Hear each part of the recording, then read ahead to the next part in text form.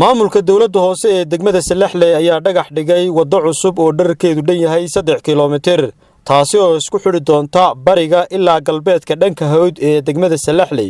Wadadan ayaa waxa loogu talagalay inay isku xidho inta u dhaxaysa isbitaalka degmada Salaxley iyo xaafadda barakacayaasha. maayirka degmada Salaxley Axmed Buraale Iimaan xogayaha fulinta iyo sidoo kale mas'uuliyiin kale oo halkaasi ka hadlay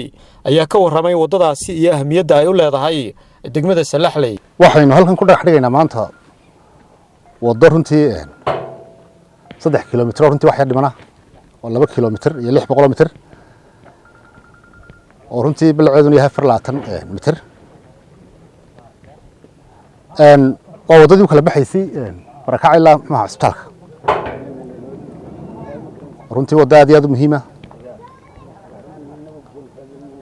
waxa fulinaysa waddada dawladda hoose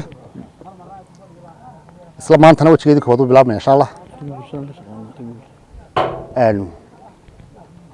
waxaan lagu fulinayaa runtii cashuurtii dadka runtaan ka qaadnay farxad bay noqotay runtii maanta in wadooyinkii magaalada kala baxay runtii laamiga ay bilaabmayaan oo magaalada runtii isbedel weyn ku yimid waxa ku xigi doonta insha Allah tacaala wadada guriga martida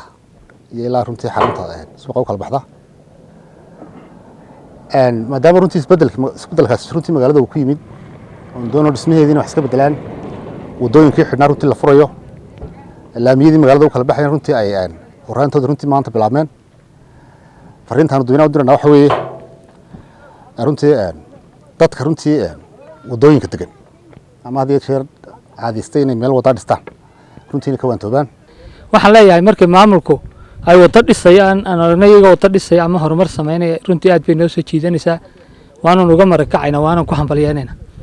marka ay aan aragnay ka leexdaan oo ay ama yara caajisaan ama hawshii loo baahnaa aan la qabanayna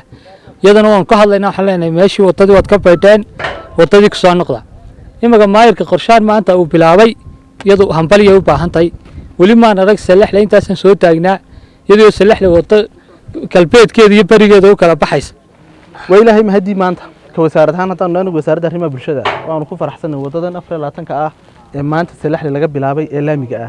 ah sidoo maayirku sheegay laytinkeedii iyo wadata dhireynteediiba oo horumar wada weyn oo 24 ah oo maraysa degmadeena Salaxley runtii qurux bay iduna soo kordhin doontaa. dhinaca kale qaar ka mid ah odayaasha degmada Salaxley oo halkaasi ka hadlay ayaa soo dhaweeyay wadada halkaasi laga bilaabay iyagoo arintaasi uga mahad celiyay maamulka dawladda hoose. halkan aynu taaganahay magada waa wadadii u kala baxaysay dhakhtarka ilaa baraka waxa weeye wadada soo gudbaysa halka waa horumar weyn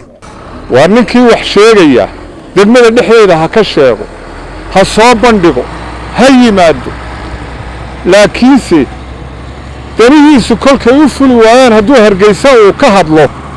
waxalaale waxay kordhinaysaa ma jirto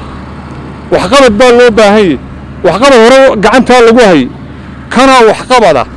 ilaahay baa mahadda u horeeya iska leh mahadda labaad waxaan u mahadnaqayaa maayarka iyo xogayaa iyo golihiisa deegaanka ee maanta gartay inay wadadii labaad wajigeedii koowaad maanta inoo dhagax dhigaan